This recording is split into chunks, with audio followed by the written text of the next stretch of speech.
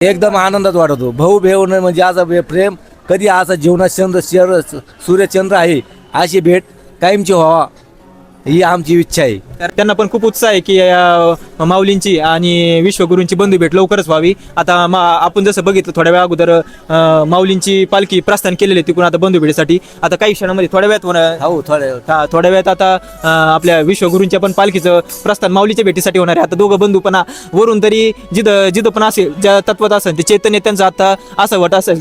तर रामकृष्ण हरी. आपण आता भेटूया विश्वस्त त्र्यंबकेश्वरचे आपले जयवंत महाराज गोसावी जे पुजारी पण आहेत. आता आपण त्यांच्या मनातल्या भावना जाणून घेऊ. रामकृष्ण हरी महाराज. तर आपल्याला कसं वाटतं आता बंधू भेटणार थोड्या वेळात नेवासेची पालखीची आणि त्र्यंबकेश्वरच्या पालखीची ते कसं वाटतं आपल्याला?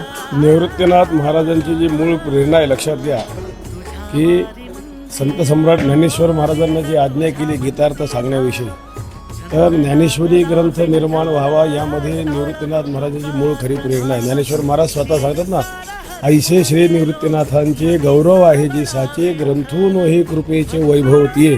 आणि मग निवृत्तीनाथ महाराजांचं समोर संत सम्राट ज्ञानेश्वर महाराजांनी ज्या ग्रंथराज ज्ञानेश्वरीचं निर्माण केलं अशा नेवासा क्षेत्रावरून गुरुवर्य आदरणीय राऊत बाबांच्या अध्यक्षतेखाली हा सोहळा आता हे दुसरं वर्ष मला वाटतं ह्यावर्षी आहे. आता बाबा येत आहेत तर ज्ञानेश्वर महाराजांच्या पादुकांची आणि गुरुवर्य निवृत्तीनाथांची ही जी बंधू भेट आहे आणि मुख्य म्हणजे गुरु आणि शिष्यांची ही महत्त्वाची भेट या अहिल्यानगर क्षेत्रामध्ये घडत आहे. संप्रदायाच्या दृष्टीने अतिशय एक आनंदाचा क्षण. तर आपण आता मान्य अध्यक्षताईंना भेटूया. त्यांची मनातल्या भावना जाणून घेऊ की बंधू भेटीसाठी ते किती उत्सुक आहेत किती नाही. रामकृष्ण हरी ताई.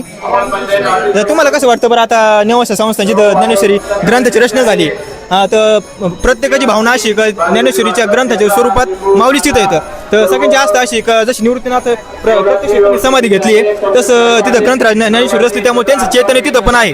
तर ते चैतन्य आणि या चैतन्य म्हणजे दोन गुरु शिष्यांची आणि भावाची भेट होणार. तुमच्या अंतःकरणात कसं सध्या काय चालू आहे ते सांगा तुम्ही. खरं तर खूप आनंदाचा सोहळा आहे आणि अगदी मात्र दोन बंधूंची भेट होते ती खूप आनंदाची गोष्ट आहे.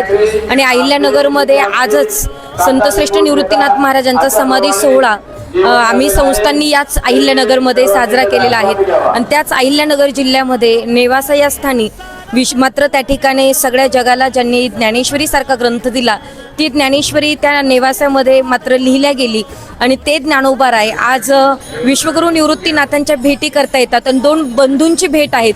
खरं तर हा नयनरम्य सोहळा आहे आणि खरं तर ज्ञानोबारायांची ज्ञानेश्वरी जर कुणामुळे या जगाला मिळाली असेल तर त्याला कारण फक्त निवृत्तीनाथ महाराज आहे.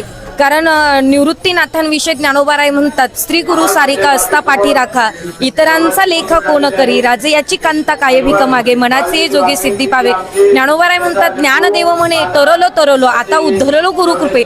या गुरुकृपेमुळे ज्ञानोबारायांचा उद्धार झाला आणि आज दोन भाऊ या अहिल्यानगरमध्ये भेटणार आहेत तर तो खरंच आनंदाचा सोहळा आहे. आणि माऊली म्हणूनच गेले की ज्यावेळेस साक्षात शिवशंकराला ज्यावेळेस समाधी घेण्याचा प्रसंग येईल त्यावेळेस त्यांना विश्वगुरूंना विचारायला लागेल की कोणत्या वेळेस त्यांनी समाधी घ्यायची. इतकं सामर्थ्य विश्वगुरूंमध्ये आहे. तर ज्या पद्धतीने पुण्यामध्ये जगद्गुरूंची आणि जगाच्या माऊलीची भेट होती तसेच अहिल्यानगरमध्ये आपण म्हणतो का ऐतिहासिक क्षण येणार आहे का विश्वांच्या गुरुची आणि विश्वांच्या माऊलीची भेट होणार आहे. आजकालच्या आमच्या तरुण पिढीला काय सांगाल की तुम्ही एका भावाभावांमध्ये कसं प्रेम असायला पाहिजे?